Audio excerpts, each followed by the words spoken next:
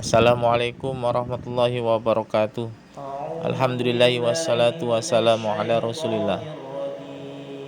Mari saudaraku, kita dengarkan tausiah dari Ustadz Khalid Bahsalama tentang bagaimana cara atau kiat agar kita bisa menghadapi ujian atau cobaan di dunia ini. Tonton hingga selesai agar menjadi ilmu yang bermanfaat. أعوذ بالله من الشيطان الرجيم بسم الله الرحمن الرحيم. Beri kami motivasi dalam situasi pandemi ini. Suami tidak bisa bekerja, yang hanya kuli bangunan sana sini. Proyek ditutup dan kami tidak ada pemasukan sama sekali karena mengandalkan gaji harian. Jazakumullah khairan. Cobaan dari Allah Subhanahu wa taala. Ini cobaan. Dan bukan cuma Anda, tapi semua orang diuji.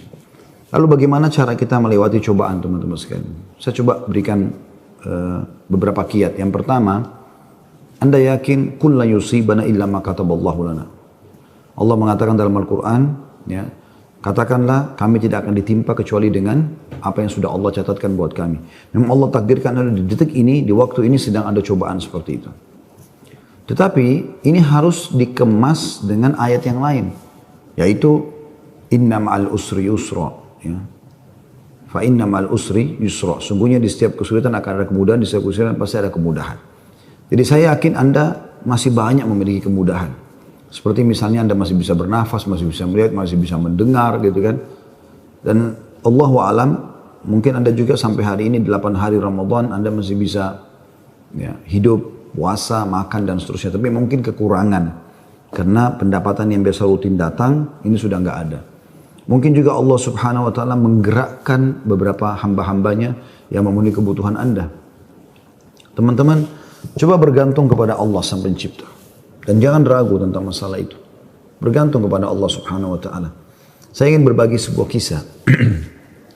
Menukil sebuah kisah seseorang yang sangat susah hidupnya.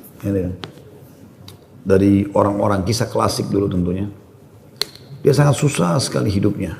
Dan saking susahnya sampai dia bilang, dia ceritakan dirinya, saya cuma hidup dari pendapatan harian saya. Dia bilang satu waktu saya keluar ingin mencari rezeki. Pada hari itu betul-betul tidak ada sumber rezeki. Kenapa yang saya dapat hari itu yang dipakai makan gitu. Dia bilang saya sudah keliling sana sini tidak ada makanan. Dan sampai saya tidak pulang ke rumah sampai di awal malam selepas Isya lebih. Istri sama anak saya sudah menunggu. Kemudian saya pun pulang ke rumah. Begitu pulang ke rumah, dibuka pintu, disambutlah oleh anak dan istri dengan harapan selain menemui saya juga mereka berharap bisa ada makanan dan minuman seperti biasa. Tapi karena istri saya melihat di tangan saya tidak ada sama sekali bekal apa-apa, maka saya pun duduk, kemudian diberikan air putih, lalu dia bertanya, apa hari ini nggak ada bekal makanan? Lalu saya menjawab, sama sekali saya nggak temukan pekerjaan. Saya tidak tahu harus mencari di mana lagi. Lalu kata istrinya, lalu apakah kita harus tidur dalam kondisi kelaparan? Saya sama anak-anak betul-betul belum makan sama sekali dari pagi gitu. Maka kata dia, baik, saya istirahat sejenak, baru saya akan keluar cari rezeki lagi. Mudah-mudahan malam ini Allah berikan kepada kita. Kata istrinya, baiklah kalau gitu. Subhanallah, tanpa mengenal letih, laki-laki yang soleh ini dia keluar dari rumahnya. Dan waktu dia keluar, sudah masuk, kalau kita sekarang jam 12 malam. Zaman dulu, belum ada lampu kayak kita sekarang. Mungkin di jam 10 malam aja kalau kita sekarang itu sudah, zaman dulu orang sudah tidur semua. Gelap. Maka dia pun jalan, dia tidak tahu mau kemana sambil dia berdoa kepada Allah SWT, ya Allah, kemana langkah kakiku ini? Aku sendiri belum makan seharian, anak istriku juga belum makan. Berikanlah kami rezeki. Sambil berjalan, dia bilang mata saya tiba-tiba melihat sebuah masjid. Di sekitar rumahnya, tidak jauh dari rumahnya. Gelap, nggak ada lampu kan. Zaman dulu belum ada lampu, orang pakai sumbu, pakai minyak, dinyalakan, kemudian baru terang. Itu pun sangat kecil penerangannya sebagaimana kita tahu kalau pakai sumbu. Maka dia coba nyalakan api, menyala, kemudian dia wudhu, dia sholat. Dia tidak tahu harus buat apa lagi.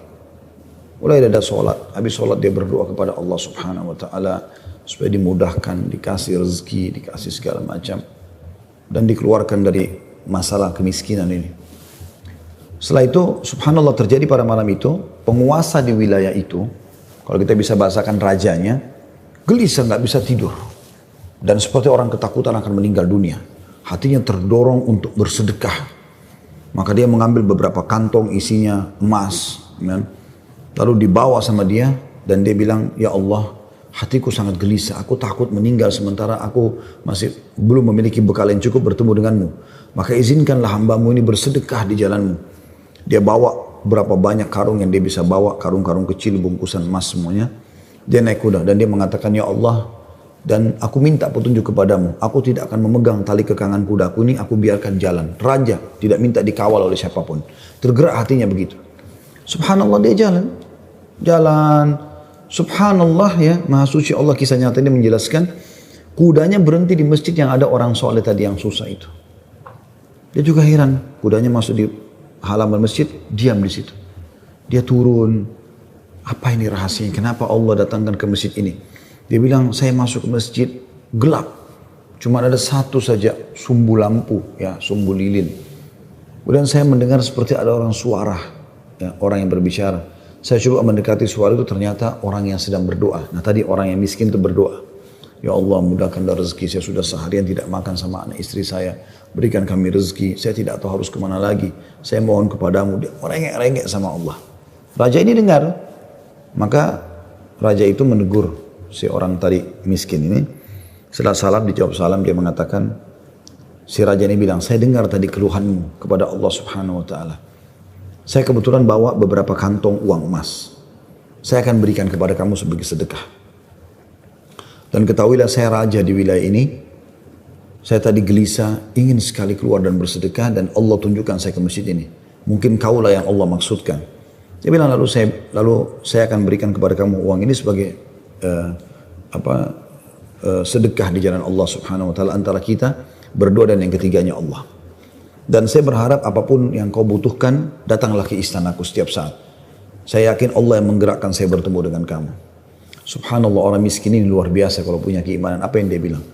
Wahai Tuhan, kalau seandainya saya pun masih punya kebutuhan selain apa yang Anda akan berikan kepada saya ini, maka saya tidak akan datang minta kepada Anda. Tapi saya akan minta kepada Allah yang telah mengirim Anda datang kepada saya. Closing kisah ini coba diambil pelajaran baik-baik. Ada kisah yang lain, ini dihadiri oleh Imam At-Tabari. Menukil kisah ini, pada saat itu Imam Tabari masih muda gitu. Ada seorang yang sangat tua di Mekah. Dia menaungi kurang lebih 8 orang wanita. Cuma dia sendiri laki-laki. Seingat saya dalam kisah itu disebut ada 4 anaknya perempuan. Ada istri dia bertelima. Ada mertua dia 6. Kemudian ada 2 saudari dia perempuan. 8. Ya. Sama dia 9 orang. Jadi 8 wanita. Semuanya miskin. Hidup hanya dari hasil orang ini. Dan orang ini sudah tua. Umurnya 60 tahun, hampir 70 tahun. Ringkas cerita teman-teman sekalian, At-Tabari menceritakan karena dia bilang, saya hadir dari awal kisah ini maka saya coba ceritakan. Dia bilang ada seseorang yang tua, miskin, saya melihat lalu lalang di sekitar Masjidil Haram di Mekah ya, di musim haji. Dia coba mencari sesuap nasi gitu kan. Kata Imam Tabari, kemudian dia tidak temukan. Lalu dia pulang ke rumahnya. Imam Tabari tertarik untuk mengikuti orang ini. Sampai akhirnya tiba di rumahnya. Dan dia lihat keadaannya orang ini susah, miskin sekali gitu.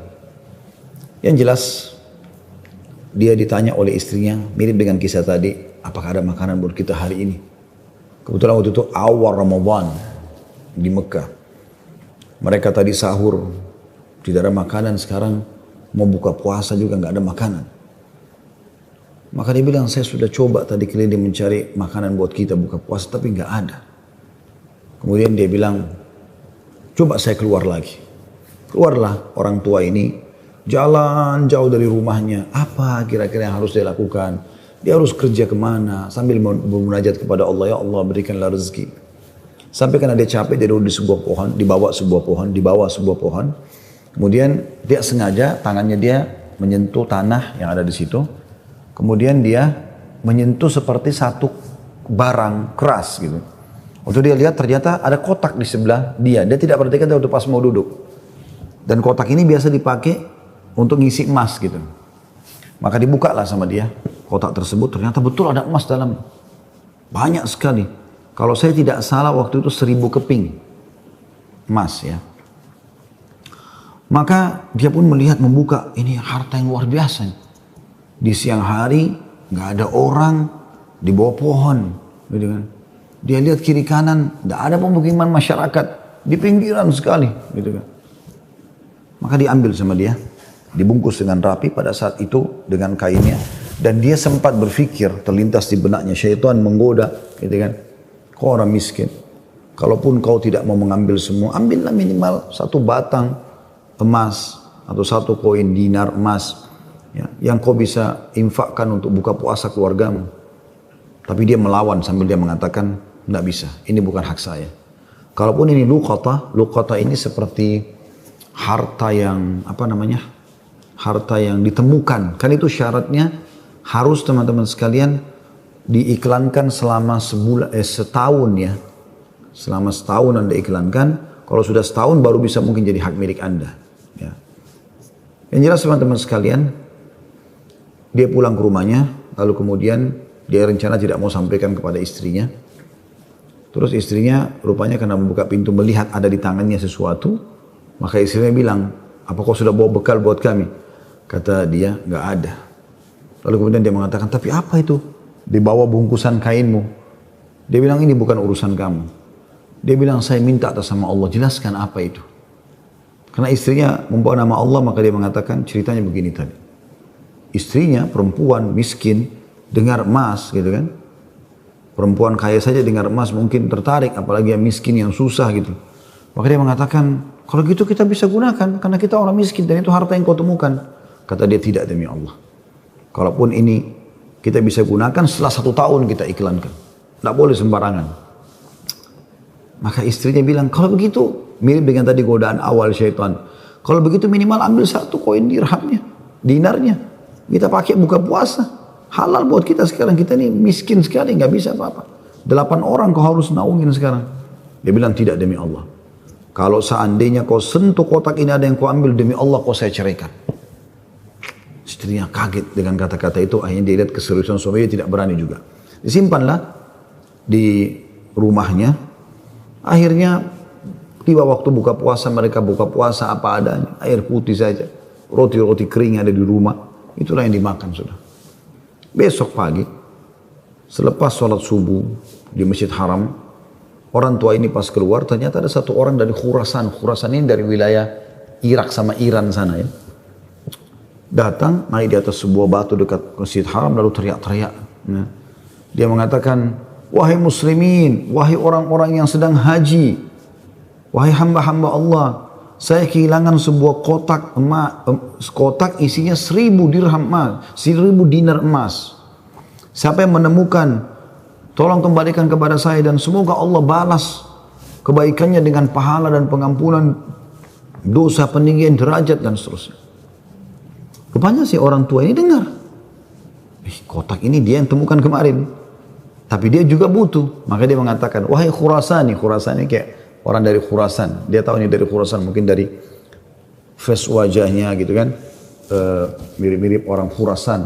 Wahai Khurasan, kalau ada orang yang temukan, berapa kau kasih dia? Kemudian kata orang tersebut gitu kan, Khurasan itu, berapa kira-kira dia minta? Kata orang tua ini, minimal kau kasih dia setengahnya. Kata orang Khurasan, tidak bisa. Kalau begitu, kasihlah berapa yang kau mau. Mungkin 1/10-nya. 10% maksudnya. Kata orang Khurasan, tidak bisa. Dia kembalikan karena Allah dan saya doakan supaya dapat pahala di sisi Allah. Dia miskin. Ini hari kedua Ramadan. Sahur dan buka puasa kemarin pas-pasan cuma dengan roti kering dengan air putih. Sudah tua, umurnya hampir 70 tahun. Mau kerja di mana? Di rumahnya sudah ada emas yang begitu banyak. Godaannya luar biasa. Ya. Ini teman-teman mohon maaf agak panjang saya sampaikan dan saya jawab pertanyaan ini karena saya melihat memang ini permasalahan yang dihadapin sekarang ya. Dan butuh jawaban secara keimanan. Apalagi tadi penanya tadi minta semacam motivasi apa yang bisa disampaikan. Jadi saya harus menyampaikan kisah ini. Mudah-mudahan teman-teman yang sedang menghadapi PHK, lagi susah kayak tadi, ibu ini berkeluh kesah, suaminya hanya kuli bangunan, sekarang lagi berhenti dan segala macam. Insya Allah diberikan jalan keluar.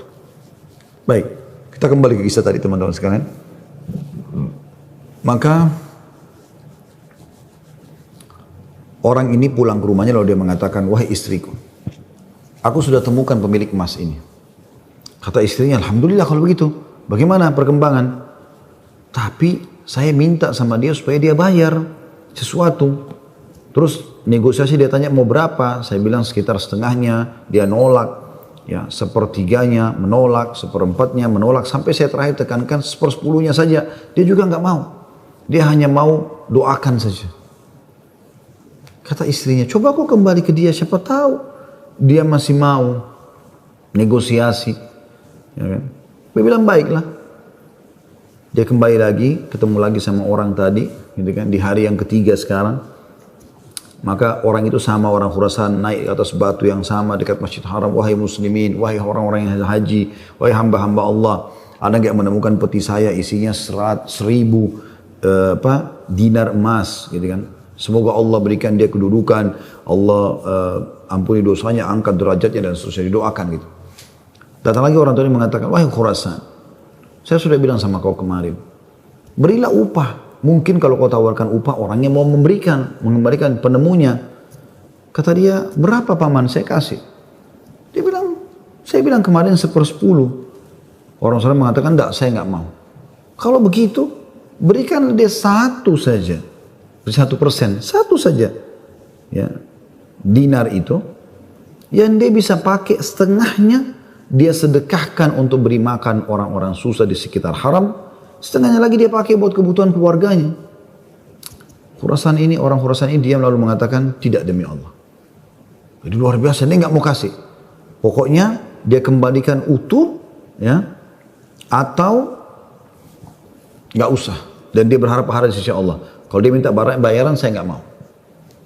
Orang ini kembali lagi ke rumahnya, bilang lagi sama istrinya, orang ini betul-betul tidak mau. 1 koin dinar, 1 dinar pun dia nggak mau kasih.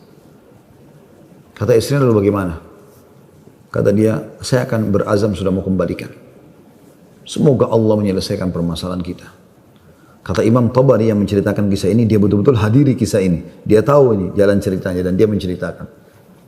Lalu orang ini kembali lagi, ternyata di hari selanjutnya masih sama lagi kejadiannya.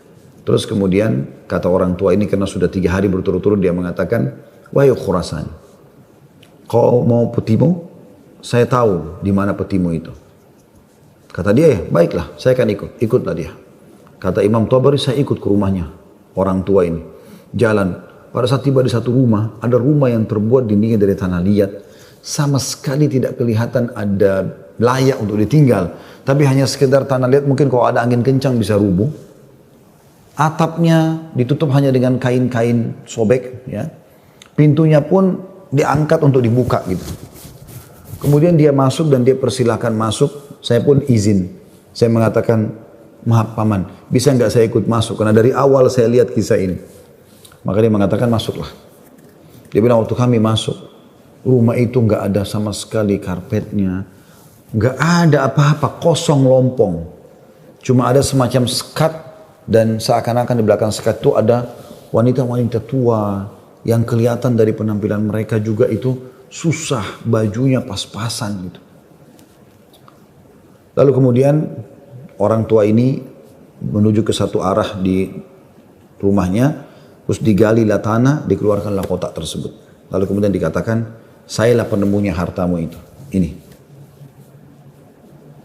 Dan saya sempat minta sama kamu agar kau berikan sebagian. Sebagaimana kau lihat ini keluarga saya, susah begini. Saya sini 9 orang di rumah kecil ini. Saya sendiri laki-laki dan umur saya sudah hampir 70 tahun. Sementara ini istri saya ada di sini juga sudah tua. Ada mertua saya, ada 2 saudari saya, ada 4 anak saya. Mereka semua miskin. Gitu kan. Maka orang Khurasan itu mengatakan, dia buka, dia periksa, ternyata masih utuh 1.000. Dia mengatakan, tidak. Saya tidak akan memberikan apa-apa. Lalu kemudian dia angkat, lalu dia keluar. Saya cuma bisa doakan kamu kebaikan. Waktu dia keluar, kata Imam Tabari, semua perempuan-perempuan tadi yang tua-tua ini ada yang memang bajunya lusuh, seperti orang yang menggigit jari dan kaget ada orang diberikan kembali 1000 dinar, tidak dibayar sedikit pun. Dan tokoh kita ini luar biasa, dia hanya mengatakan inna lillahi wa inna ilaihi raji'un. Dah, kalimat istirja, ini musibah. Ya, sudah mendapatkan apa dan dia betul-betul jujur, dia jaga, dia enggak ambil karena takut kepada Allah SWT. Dia bilang sementara itu, kata Imam Tabari bilang, saya tidak tahu mau bilang apa. Saya pun menundukkan kepala, serba salah karena waktu itu Imam Tabari masih muda dan belum punya apa-apa gitu. Dia juga membantu apa gitu. Dia bilang, tiba-tiba ada yang ketuk pintu. Lalu pemilik rumah ini buka, ternyata orang Khurasan tadi kembali lagi. Kata dia, ada apa wahai Khurasani? Ya, istilahkan Khurasani maksudnya nisbat kepada negeri Khurasan itu ya. Kata orang Khurasan itu, bisa saya masuk? Kata dia, baik silahkan masuk. Masuklah dia. Kemudian dia mengatakan begini ceritanya. Saya ini punya seorang ayah yang meninggalkan 3 peti emas seperti ini. Masing-masing isinya 1000 dinar emas. 1000 dinar emas. Saat dia, waktu ayah saya waktu meninggal, dia mengatakan, 1 dinar emas kamu bagikan sebagai warisan. 1 dinar emas, 1 kotak maksudnya, bukan 1 dinar ya, maksudnya 1 kotak, berarti 1000 dinar emas, kau bagikan sebagai warisan. Itu sudah banyak sekali. 1 kotak 1000 dinar emas lagi, kamu gunakan untuk pergi haji, kalau aku meninggal. Dan 1 kotak dinar emas lagi, sepertiga hartanya maksudnya, itu kau berikan kepada 1 orang yang sangat miskin dan susah. Saya ingin supaya mereka jadi baik kehidupannya. Maka dia bilang orang Husain ini, itulah sebabnya wahai paman, saya tidak mau memberikan Anda 1 dirham, 1 dinar pun. Karena ini amanah orang tua saya. Tapi demi Allah, setelah saya keluar dari sini, saya tadinya memang mau menguji, mau melihat apakah Anda betul-betul susah atau tidak. Ternyata sudah saya lihat tempat Anda dan saya keluar, Anda pun tidak marah, tidak apa. Maka saya melihat Anda orang yang paling layak untuk menerima. Maka ambillah ini semua sedekah atas nama ayahku. Kata Imam Tabari, tiba-tiba orang itu taruh, kemudian dia lari, pergi. Saya berusaha mengejarnya, ingin mengucapkan terima kasih bersama pemilik rumah, kami sudah tidak bisa melihatnya, dia sudah hilang orang itu. Kemudian saya pun dipanggil kembali oleh pemilik rumah, duduk, kemudian dibukalah pada saat itu kotak itu, lalu mulai dia panggil ke-8 wanita yang ada di rumahnya itu. Kata Imam Tabari, demi Allah dia mulai membagi kepada kami rata. Semua, satu-satu perempuan dikasih 1, dilempar. Dan diduduk seperti orang yang duduk bersila. Jadi kain baju itu, ya habis itu biasanya kita tahu kalau kita bersila bisa ditaruh sesuatu ya. Maka mulai dia melempar dinar-dinar emas itu satu persatu. Kata Imam Tabari, ke dia juga 1, lalu dilempar ke saya juga 1. Karena jumlah kami 10, karena kan tadi mereka 9, orang ini sama 8 orang wanita sama Imam Tabari itu 10. Maka kami masing-masing mendapatkan ya 100 dinar.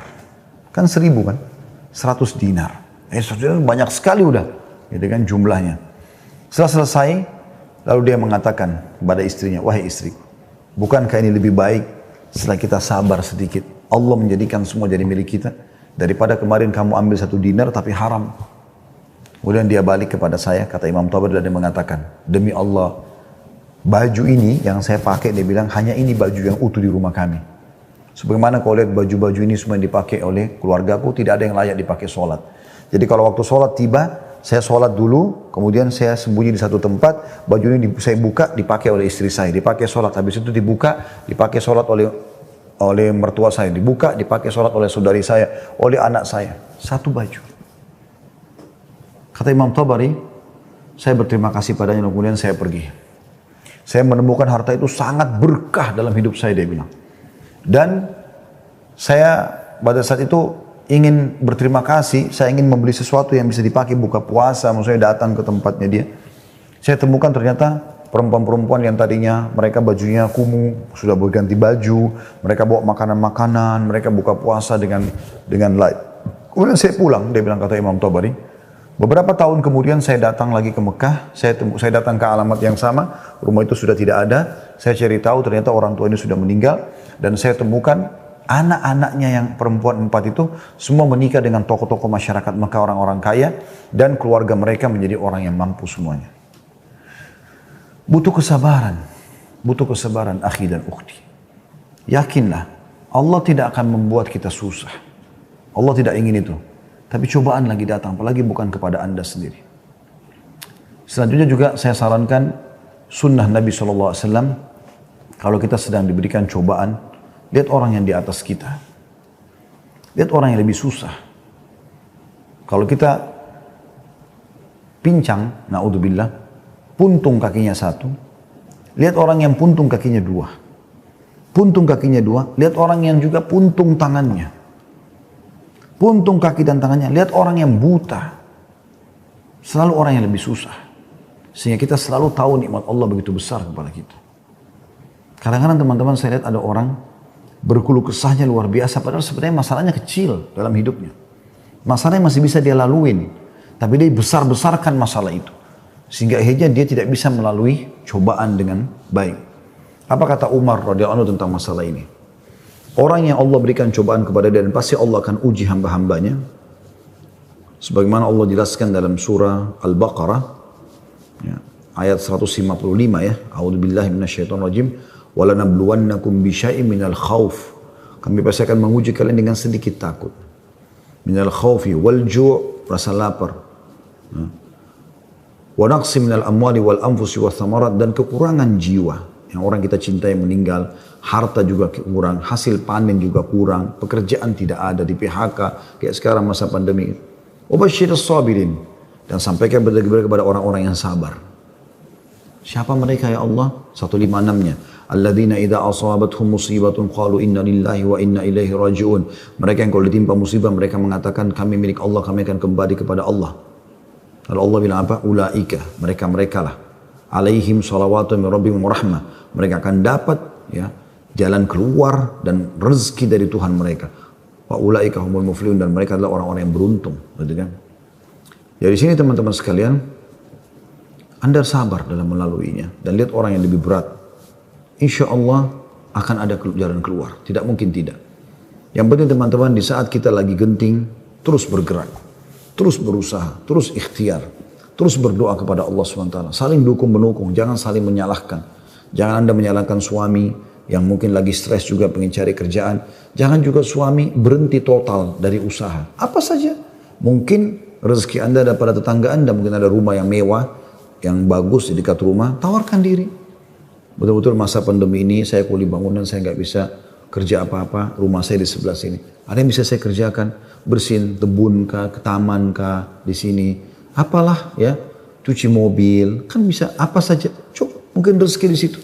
Siapa tahu Allah SWT gerakkan mereka orang-orang kaya tetangga Anda itu, justru mereka bisa menyiapkan buka puasa, sahur. Alhamdulillah, kehidupan bisa berjalan, gitu kan? Maka Allahu a'lam itu yang saya bisa kasih jawaban, karena saya juga merasa prihatin dengan keadaan ibu dan suami dan semua muslim yang sedang tertimpa seperti ini. Semoga Allah SWT memberikan kita semua jalan keluar yang terbaik. Jazakallah khairan kepada Ustadz Khalid Basalamah yang telah memberikan pencerahan kepada kita semua.